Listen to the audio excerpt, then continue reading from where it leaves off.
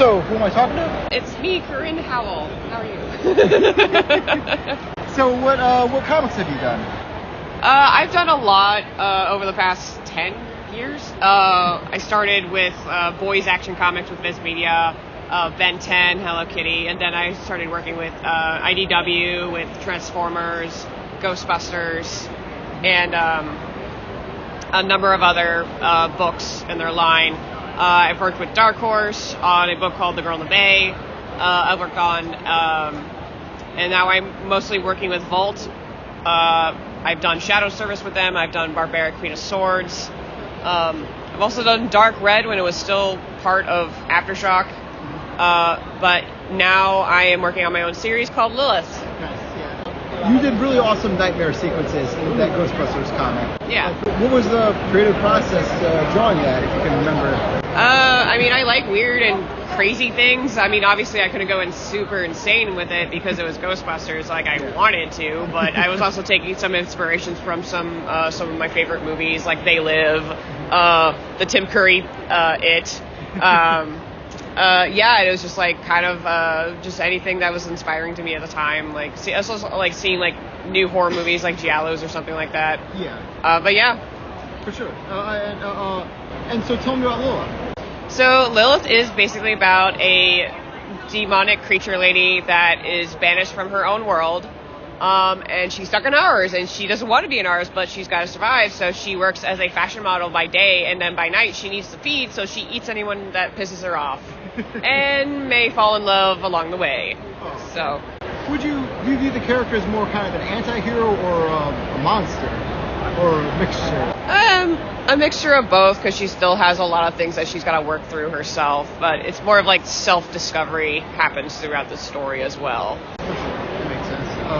Yeah, and there's some really gruesome pages in it that are amazing to look at. Yeah. And you mentioned that like certain things you couldn't do at Ghostbusters. Is that one of the reasons why you like being independent and not working on IP? Yeah, I found that I don't mind doing covers for IPs and stuff. I mean, like again, I worked on Transformers. It was like Transformers are my big thing. I've been a fan ever since I was a little kid. I love Transformers. But with Vault, they love the fact that I love body horror and all this other stuff, and they basically give me free reign, and it's like I love the fact that I have like this freedom to just do what I want with it, and it's very exciting and thrilling, and it's like, oh no, I can't go back. So yeah, working on IP, something IP would probably be a little more difficult for me now especially if it's like very restricted in what I would like to do. And also, it seems like this book has been a very long time coming. You had a little sketchbook that you had at cons at least a year before this comic, and you've been drawing Lilith on your Instagram and whoever else for a long time.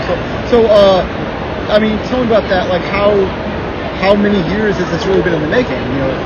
So she kind of like just started as a way for me to cope with my OCD.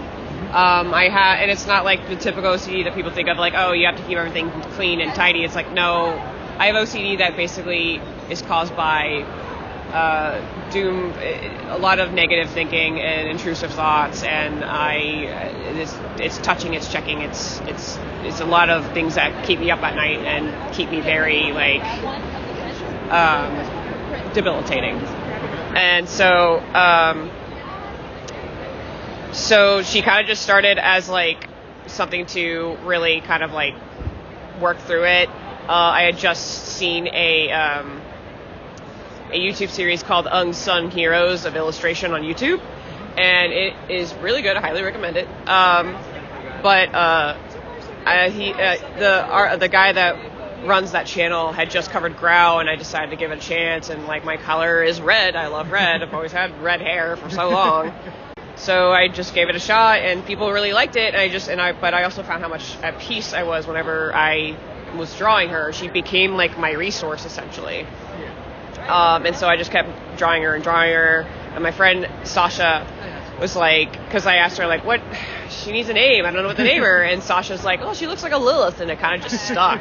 And then like like my friend Sasha and I would just kind of bounce around ideas, and it's like she just started as like kind of like, you know, just this character that was here, and maybe she likes this and that and blah blah blah, but like over time, like me and Sasha would just talk about this, and then then a whole like story started being made.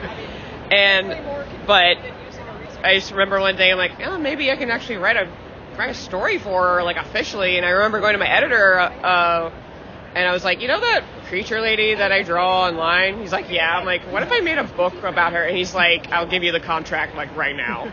How much of a role has Volt played in this, you know? They've been helping me a lot. I really do appreciate them. They treat me very well. We're basically we're very close friends now. Like Lilith has been so much fun to work with the exception of all the delays that have happened. And so they've been helping me with like marketing and really setting things up, and I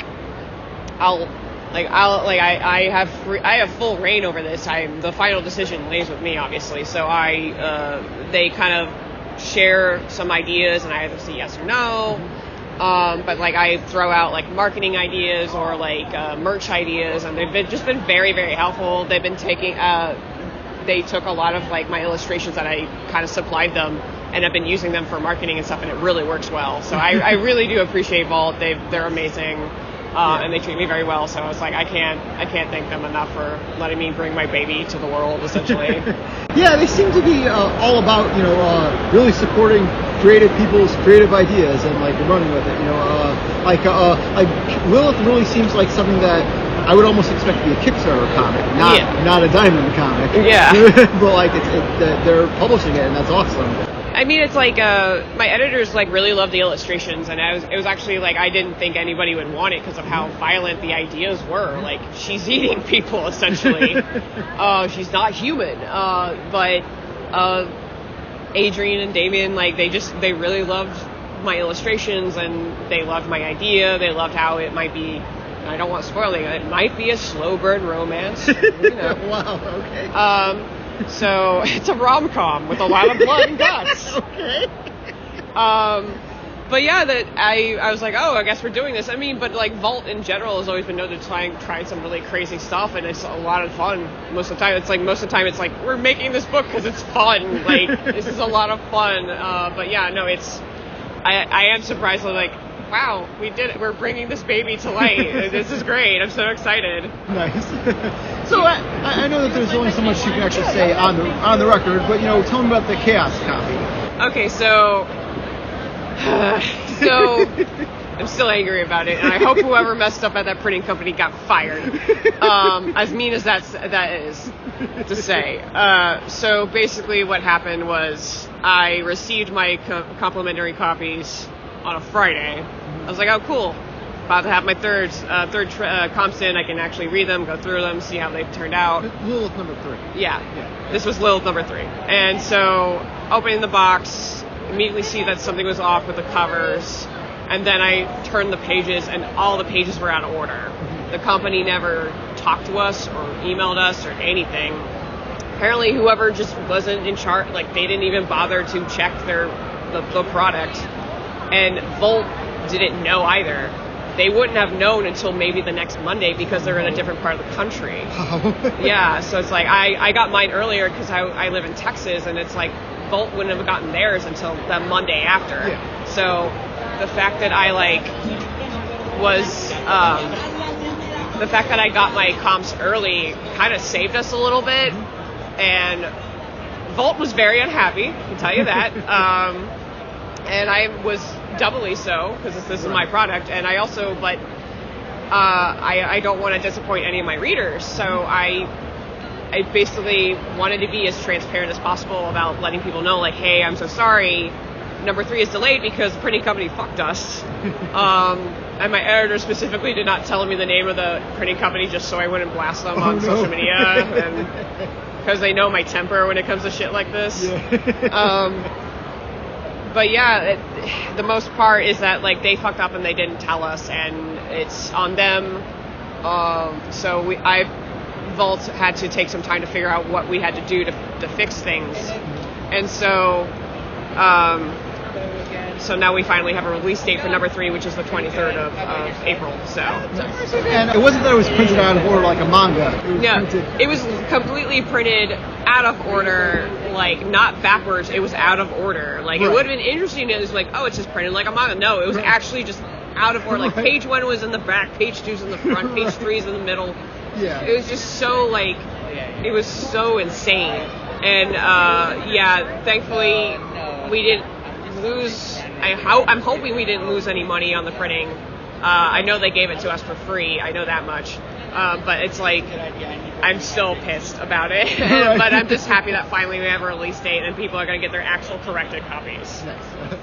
So I can't think of the name of the character offhand, but the girl that runs the bookstore. Oh, Penelope. Yes. Yeah. So how much is it kind of like Lilith is part of you and Penelope is also part of you? I mean, it's like the two sides. I mean, my boyfriend has like pointed this out. He just goes like, the second that I get Penelope in there, and kind of just told him about her, and he just goes, so you, essentially. Oh, okay. I was like, yes, I know, because like Penelope's a giant klutz like I am, and so, but I guess like you could say like Lilith is like the monster inside of me that's angry at things, and it's like, I wish I could be as hot and sexy as she is, but it's also like I'm not a cannibal, thankfully. But like it's like the personality I aspire to be, but I can't. I'm more like Penelope than I am like Lilith. I'm not an asshole. I feel terrible about being an asshole, where Lilith has no problem being an asshole. Right. I am a giant klutz, just like Penelope. So your Instagram bio, at least it used to. I guess I didn't look right now, but it used to literally mention that you're a redhead. You're a redheaded comic artist. I think every character in the book is also a redhead. At least every major character. Is that accurate? Just like it kind of like had to go with along with the color scheme, of course. Okay. But Penelope and her brother Ben are obviously they're gonna have the same hairstyle, but like Michael, the other Babylonian character, like Lilith, he's supposed to have like brown hair. Okay. So I'm hoping that's depicted well when it's printed in the third issue. Right. So yeah, it definitely has a really cool look where the coloring it's just like red, white, and black for the most part, right? Yeah, it's something we wanted to stick to because having Lilith in just like a regular however the comic is colored didn't fit right for her. Yeah. She's always in this pinup with this. Yeah. Like with red, white, and black, and it's kind of like my thing. So we found a colorist, Nia. She's doing an incredible job, and she's basically following along very well with the color scheme. I actually had to ask her, I'm like, are you okay with dark themes and body horror and shit? She's like, I'm fine with that. It's okay. And I'm like, oh my god. So yeah, it just didn't fit if we had it as regular color, so we stuck with the tone stuff to make it as close to a manga as we can get. Oh, nice. Because that's kind of like where I lean towards, is more manga based than American based. Because I grew up with more manga than I did with actual American comics. So how much actual biblical or theological influence plays through this? Not much, if at all. She was just named Lilith because the name just seemed to fit her. Mm-hmm. She has no relation to the biblical Lilith, though I will say I do poke fun at religion because I suffered through 12 years of fucking Catholic school. Oh, wow. So there's my poke fun at that as much as possible. Yeah. But yeah, she's got nothing theological associated with her, except for maybe what we probably had perceived as gods at some time. I'm more of a pagan myself, so it's I like the idea of these old gods being from other planes of existence, and it just kind of fits with her world and what she is. And I'm kind of just building her own world as well. Nice. I wanted to create something new with it because I'm sorry, the whole trope of she's from hell and she deals with angels and blah blah, the heaven and hell and devils and demons, it's so overdone. Even though I say she's a demon creature from another dimension. I mean, it's the best way to describe her.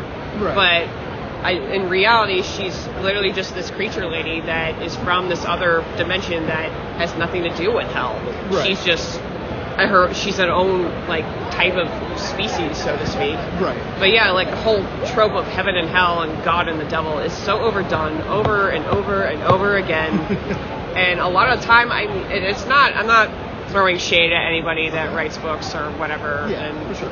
And just like, I'm just pointing out, like, there are times where people, I can tell in, like, I mean, it's mostly movies, not books, because writers actually know how to do the research. Most, like, especially the writers I know, and they're amazing. But it's not me throwing shade at them. It's just like when I see like a lot of these movies today, like I'm like, that's not accurate. That's not accurate to like theology or paganism or anything, Satanism. It's like, that's not accurate, guys. What you're doing, what you're portraying is. It's like when The Conjuring 3 came out. Oh no! And I watched it just for shits and giggles. And when like fucking what's her face, the lady character, the main lady character, she's like, Satanists are mostly active at night, and I like literally rolled my eyes back as far into my head as I possibly could. I was like, you're fucking stupid, and none of this is right. Yes. None of this is according to the actual Church of Satan or the Temple of Satan, and it's just like. Right. And it's just like, I just wanted to create something new and different and my own, and it's just building my own world. That's what I love. I love creating lore, essentially. Awesome. So why do you love horror? So my dad, growing up, had a large VHS collection. Okay. Still large. He still has it. And it's probably like a growing DVD collection at this point. Even though he doesn't really watch DVDs anymore. Anyway,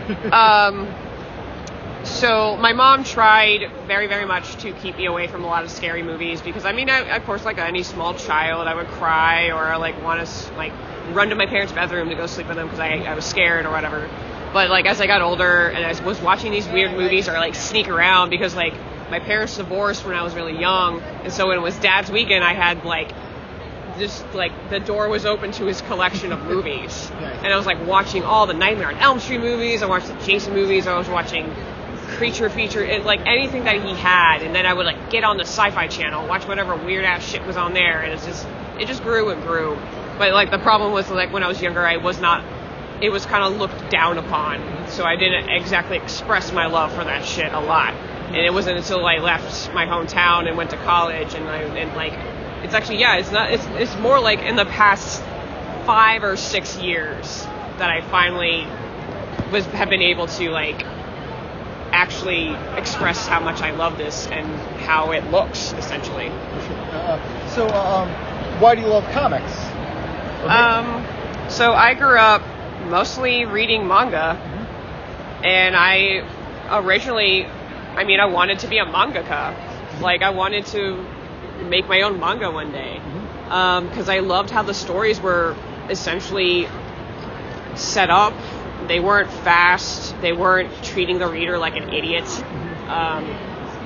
And because like it's just it knew how to like, these stories were really good stories that really got into the depth and psychology of a lot of these characters, and a lot of it was like always, it was either like really bleak, like Full Metal Alchemist and Trigun and Cowboy Bebop, and it's like and so I really loved manga, and I wanted to make my own manga, and so I started trying to make my own comics. It was mostly in manga format, but I realized, and it wasn't until I went to, I think it was like Books A Million one day when I was in high school, and I found a manga by an American that went to SCAD. Nice. And immediately I was like, oh my god, I can go to school in America to draw my own comics and manga. Right. And it kind of developed from there, where I'm like, okay, so the American market is obviously very and vastly different from the Japanese market, but it just turned into like, I striving to be like, I'm an American comic artist, but I kind of like lean towards more manga than I do with regular comics. That's interesting. Yeah. So we're here at C2 2025. How are you enjoying the con? How are you enjoying It's been fun. It's been insane. I'm tired.